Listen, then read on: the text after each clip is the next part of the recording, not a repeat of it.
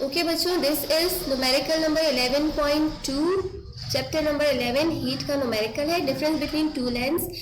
हमारे पास दो रॉड्स हैं और इन दोनों रॉड्स के बीच में जो डिफरेंस है लेंथ का, that is 60 centimetre at all temperature. यानी अगर टेम्परेचर डेल्टा टी हम इसको कोई प्रोवाइड करते हैं, 0 डिग्री से ऊपर कोई भी हमने इसको टेम्परेचर प्रोवाइड किया, तो इन दोनों के बीच में जो डिफरेंस है लेंथ का ए और बी के बीच में, that is equal to 60 centimetre.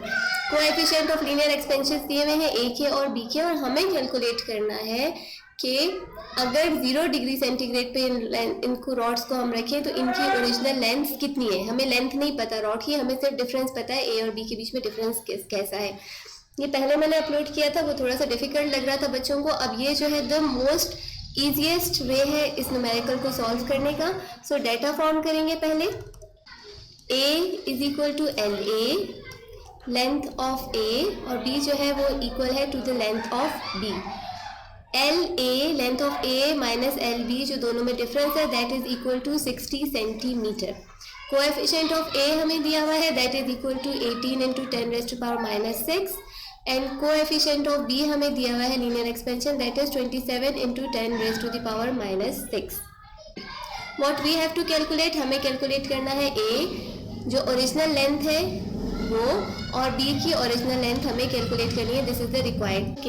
हमें ये बताया गया कि जब हम टेम्परेचर इंक्रीज करेंगे डेल्टा टी, जो डिफरेंस है दोनों रॉड्स का वो सेम रहेगा। यानी 0 से अबव जितना भी टेम्परेचर होगा, दोनों रॉड्स जो हैं उनका जो coefficient of linear expansion into length into delta T वो सेम रहेगा। तो हम इससे देखते हुए इस सिचुएशन को हम एक इक्वेशन फॉर्म कर सकते हैं, that is alpha A L A delta T is equal to alpha B L B delta T. यहाँ पर डेल्टा टी से कैंसिल हो जाएगा, हमारे पास रह जाएगा alpha A L A is equal to alpha B L B. अगर मैं एल की वैल्यूज को एक जगह ले जाऊँ और अल्फा की, तो मेरे पास इक्वेशन इस फॉर्म में आ जाएगी, L A upon L B is equal to alpha B upon alpha A. Clear? ये हमारे पास एक इक्वेशन बन गई।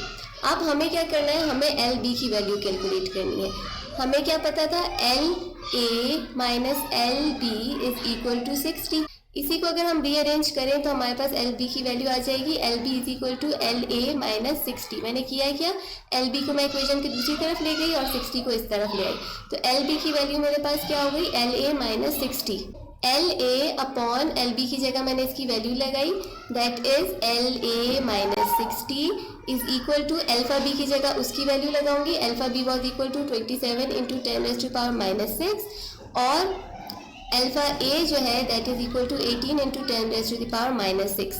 देखो ये ऊपर वाला माइनस 6 और ये नीचे वाला माइनस 6 हमारे पास कैंसिल हो जाएगा, हमारे पास रह जाएगा 27 अपॉन 18। 27 अपॉन 18 को जब मैं डिवाइड करूंगी मेरे पास आ जाएगा 3 अपॉन 2।